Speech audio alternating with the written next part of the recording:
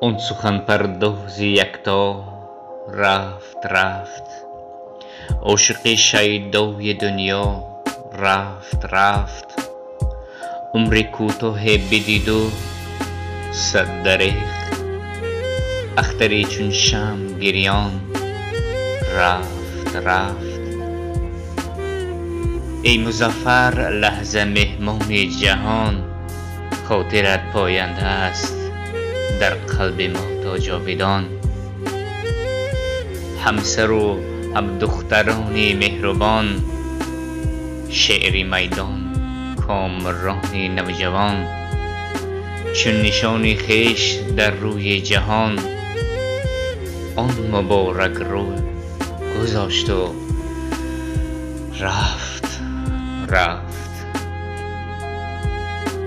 الوداع، شخصیت ناتکرار مظفر خالزادیان.